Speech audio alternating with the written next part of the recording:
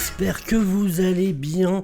On se retrouve aujourd'hui pour parler du tant attendu, du seul film du MCU d'ailleurs pour l'année 2024. Bien évidemment, il s'agit de lui, Deadpool et Wolverine. Je vais vous faire une petite vidéo, alors c'est vraiment une réaction à chaud, je viens de rentrer, voilà, là je l'ai vu cet après, mercredi après-midi du coup, j'avais ma séance à 13h15, donc vraiment réaction à chaud, je vais la faire sans spoiler. Si vous voulez vraiment un avis beaucoup plus dans les détails et en spoiler, je vous invite à regarder sur la chaîne des Dossiers Geeks, la chaîne de Steven. On va faire on va en parler en live, tout simplement, donc dès ce soir, dès le mercredi. Il y aura le replay de toute façon sur la chaîne si vous regardez cette vidéo plus tard. Mais voilà, on va en parler avec Jordan Universe, avec Steven, donc des Dossiers Geeks, et avec Kevin Buckhart.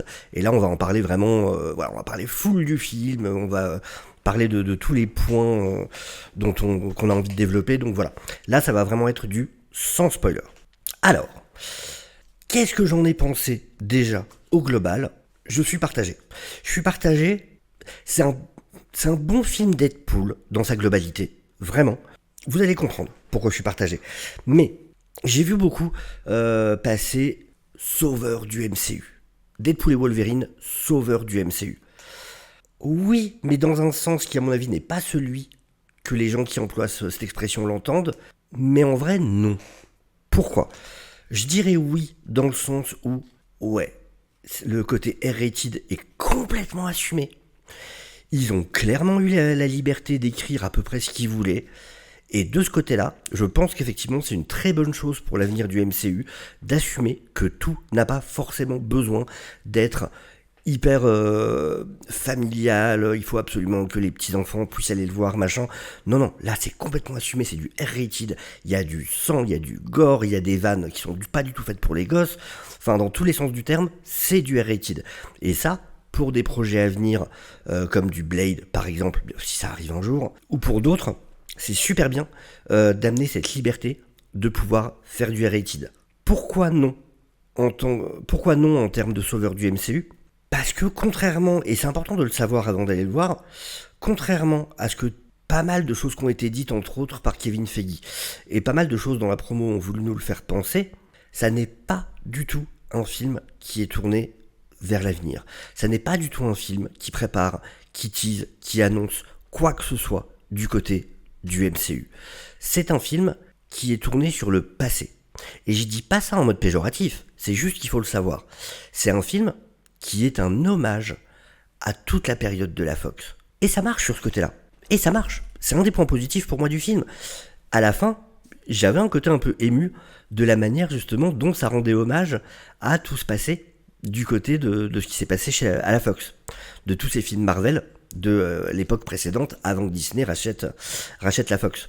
Mais donc voilà, c'est un film qui se tourne beaucoup plus vers le passé qu'il ne veut voir vers l'avenir. Mais attention, quand je dis ça, c'est ce que veut le film. C'est voulu. Il n'y a aucun souci là-dessus. C'est totalement voulu. Et c'est louable et c'est très bien. C'est une lettre d'amour à toute cette époque de la Fox. Ça, c'est déjà un truc qui est important pour moi de préciser. Et voilà, que je voulais expliquer. Le duo Ryan Reynolds ou Hugh Jackman fonctionne évidemment très bien. Très bien. Ryan Reynolds, c'est marrant, c'est vraiment deux personnes, c'est vraiment les deux qui se sont tellement appropriés leur rôle. Ryan Reynolds, c'est Deadpool. Hugh Jackman, je pense qu'il suffit de lui taper sur l'épaule en mode Wolverine, et le mec, pouf, direct, il passe en mode Wolverine, et il le connaît par cœur, son personnage. Il le connaît absolument par cœur.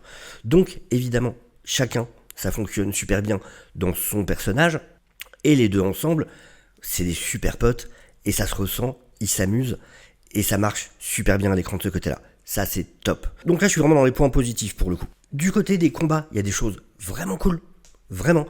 Rien que le premier combat, qui est tellement honteux, mais qui est très drôle pour le coup, et ça fonctionne vraiment bien. Et déjà, voilà, on nous montre direct, les gars, c'est du rated. J'étais dans ma salle, il y a un petit vieux qui est parti au bout de 20 minutes, un truc comme ça. Je pense que vraiment, il avait pris un film au pif pour s'occuper l'après-midi, et il a fait...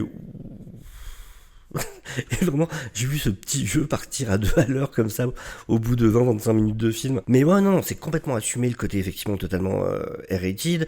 Il y a des bonnes idées sur les scènes de combat. Tout n'a pas été montré dans le trailer, ça c'est bien. Il y a entre autres une cool scène de combat qu'on n'a pas du tout vue pour l'instant, qui arrive vers la fin et qui est plutôt très cool. Évidemment, c'est Deadpool, il y a énormément de blagues. On est vraiment on comprend pourquoi Wolverine veut le percer les 3 quarts du temps. Parce que vraiment, on est juste... Il y a un moment, même moi en tant que public, j'ai juste envie qu'il ferme sa gueule. Il y a vraiment un moment où... Sur les vannes, il y en a qui fonctionnent vraiment très bien. Je suis pas un adepte des vannes... des vannes en dessous de la ceinture. C'est pas forcément ce qui me fait le plus marrer. Évidemment, c'est du Deadpool, c'est pas une surprise, il y en a pas mal pour le coup, mais il y a pas mal de vannes qui fonctionnent quand même. Et entre autres, beaucoup de choses méta évidemment sur le MCU. Et c'est assez rigolo. D'ailleurs, sur le truc justement de c'est plus un film tourné vers le passé que vers l'avenir, il y a aussi un côté le film qui lui-même admet des problèmes du MCU, entre autres sur la phase du multivers et tout ça. Et il y a un côté, ça fait plaisir de se dire, putain, c'est assumé dans un film du MCU qu'effectivement la phase du multivers, ben, il y a quand même des soucis. Donc ça, c'est plutôt bien. J'ai sûrement d'autres points positifs. Oui, dans les points positifs aussi, les caméos. Alors, je suis pas quelqu'un qui a besoin de caméos pour qu'un film soit bon, mais en l'occurrence, il y a quelques caméos qui sont vraiment des caméos, mais la plupart ont un rôle. Ne sont pas juste des caméos, sont des rôles secondaires. Ont des choses à faire quand même. Sont pas là juste en mode coucou, je m'en vais. Non, ils ont des choses à faire. Évitez d'ailleurs, parce que j'ai eu des surprises. Même moi qui suis pourtant à fond et tout, j'ai eu des surprises sur les caméos. Dont un, voilà, qui faisait très plaisir pour le coup, mais auquel je m'attendais vraiment pas. Et donc ouais, plutôt bien de ce côté-là. La plupart, c'est moins des caméos que réellement des rôles secondaires. Et ça, je trouve ça bien. Pour le coup, c'est un côté qui est peut-être même plus réussi que Multiverse of Madness là-dessus. En point négatif, en point positif, le film a du cœur. Même si c'est du Deadpool, il y a des moments où la blague prend le dessus évidemment sur les émotions et tout ça. Il y a des moments où ça m'a un peu embêté. En même temps, c'est du Deadpool. Bon, bah on va voir du Deadpool. Oui, si on se plaint qu'il y a des blagues, fallait pas aller voir Deadpool. En même temps, là-dessus, bon, voilà, c'est quand même, ça serait quand même assez hypocrite de se plaindre par rapport à ça. Dans les points négatifs, je trouve que l'histoire est très convenue, vraiment très convenue. Il y a des parties où limite je me dis c'est pour occuper du temps quoi. Enfin, l'histoire est prétexte. L'histoire est prétexte à des retrouvailles, l'histoire est prétexte à s'amuser. Et je dis pas ça forcément en mode négatif, mais on a confié un grand bac à sable à des enfants. Et voilà, ils s'inventent une histoire, mais ils ont surtout envie de s'amuser ensemble. Et en l'occurrence, c'est un peu l'impression que j'ai. Et du coup, c'est vrai que l'histoire, je la trouve quand même hyper convenue. Pour ce qui est de Cassandra Nova, l'actrice est bien dans le rôle, mais en vrai, ça aurait pu être n'importe quel vilain. Ça n'apporte rien que ce soit elle. Est-ce que c'est facile pour un vilain d'être vraiment menaçant dans un film Deadpool avec un personnage en face qui peut pas mourir et tout ça, je sais pas. Mais ouais, j'ai pas... Elle est bien, vraiment, j'ai rien contre l'actrice ou quoi que ce soit. Elle est très bien dans le rôle, voilà, elle joue bien et tout. C'est juste que, ouais, je trouve que l'histoire est tellement convenue que... Alors elle fait 2-3 trucs cool, attention, hein, elle montre le côté je suis menaçante et je suis puissante, ça y a pas de souci là-dessus, vous inquiétez pas, mais voilà, on est sur une histoire tellement classique et minimaliste que bon. Et paradoxe, mon souci, l'acteur est bien, sauf que je suis pas fan, on le voit pas du tout dans les trailers, mais il a un peu plus un côté humoristique que ce qu'on pensait de par les trailers. Et perso, je trouve que ça fonctionne mieux quand Deadpool, au contraire, est en face d'un perso qui, lui, est très sérieux. Vous voyez, un peu comme Deadpool Cable, par exemple, ou justement Deadpool Wolverine, où ça marche bien. Et quand on a quelqu'un en face qui essaye d'être dans ce truc de un peu d'humour, le problème, c'est que Deadpool tire tellement la couverture à lui, est tellement omniprésent, que je trouve que ça marche pas bien. Parce que vraiment, l'élément perturbateur et l'élément drôle, c'est Deadpool. Du coup, ça fonctionne avec le pince sans rire. C'est pour ça que ça fonctionne bien avec Hal Blind. Elle a ce côté pince sans rire. Elle est pas là en mode essayer d'être comique ou machin. C'est juste, elle fait des vannes, mais en étant très sérieuse. La même chose pour je sais plus comment elle s'appelle, Teenage machin, la fille qui accompagne Colossus, où pareil, elle est très pince sans rire, et c'est ce qui fait que ça fonctionne dans le rapport entre les deux. Et du coup, le fait que Paradox ait un peu ce côté, haha, j'essaie d'être drôle, non, t'as pas besoin. En autre problème dont je peux pas parler, parce que ça sera un spoiler, il y a un truc qui n'a pas de sens dans l'univers du MCU. Parce que si ça fonctionnait comme c'est montré là, ça foutrait en l'air tout le prémisse de Multiverse of Madness. Et du coup, il y a un vrai problème de logique de comment les choses fonctionnent dans cet univers. Et ça me dérange, pour le coup. Parce que voilà, si le film fait partie du MCU, bah faut respecter les règles du MCU. Et là, il y a une facilité qui est utilisée pour régler une situation qui ne devrait pas pouvoir être possible. Et si c'est possible, ça veut dire que vous venez de complètement pourrir un des films qui est venu précédemment et qui en fait n'avait pas lieu d'être dans toute son intrigue. Donc ça me pose un vrai souci, on en parlera ce soir, parce que bah, évidemment on en a déjà un peu parlé entre nous, voilà, dans notre groupe de discussion, et ouais, non, cet élément-là, on est tous d'accord que ça n'a pas de sens, et il devrait pas pouvoir faire ça comme ça, c'est juste pas possible. Et donc ouais, quand je dis que je suis partagé sur le film, en vrai, je comprends vraiment qu'on soit à fond. Vous voulez du Deadpool qui balance de la vanne, vous voulez du sang, vous voulez du vulgaire, vous voulez des combats, vous voulez de l'homoérotisme au taquet. Il y a plus d'homoérotisme que dans un film de gladiateur huilé au monoeil. Ce qui est la plupart du temps assez drôle. Hein. C'est clairement un film qui va vous plaire à fond. Ne vous attendez pas à quoi que ce soit qui annonce quelque chose pour le MCU. Il n'y a rien vraiment qui va du côté... on avait entendu à un moment, limite ça va préparer à Secret Wars, des trucs comme ça. Pas du tout.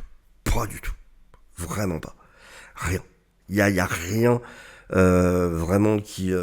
ça ne prépare rien pour le MCU. Ça, de ce côté-là, ne vous attendez pas à ça.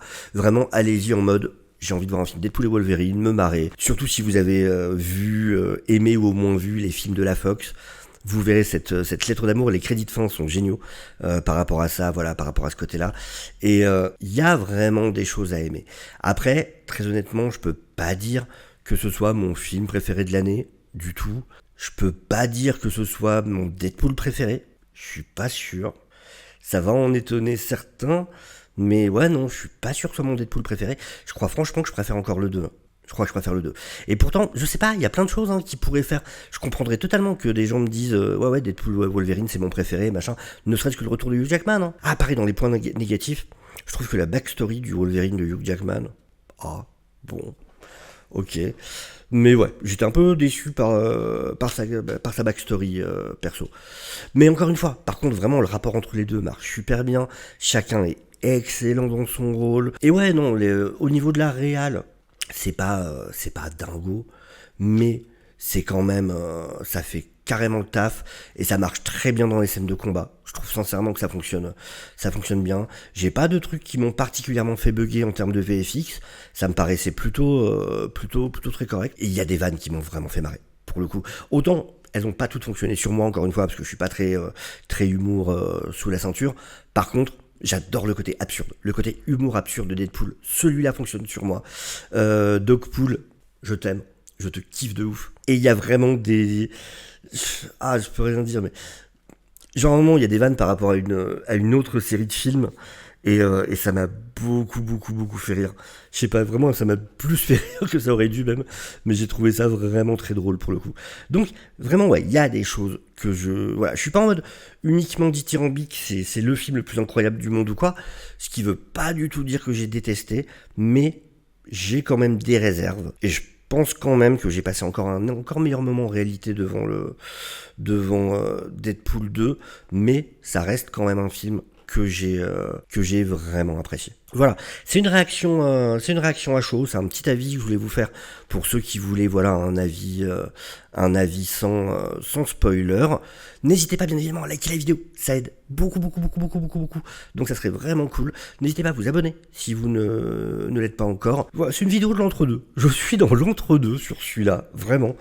C'est marrant parce que Steven avait fait des prévisions à Kevin justement sur ce qu'on allait penser Jordan et moi, et pour moi il avait dit que je serais mitigé, et effectivement c'est le cas, je suis mitigé, je pense, tout en penchant quand même un peu plus du côté positif, mais effectivement je suis mitigé.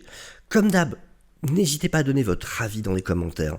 Du moment que vous êtes respectueux, on partage tous nos avis, d'accord, pas d'accord, c'est pas grave, c'est que des films, c'est du divertissement, on est là pour s'amuser.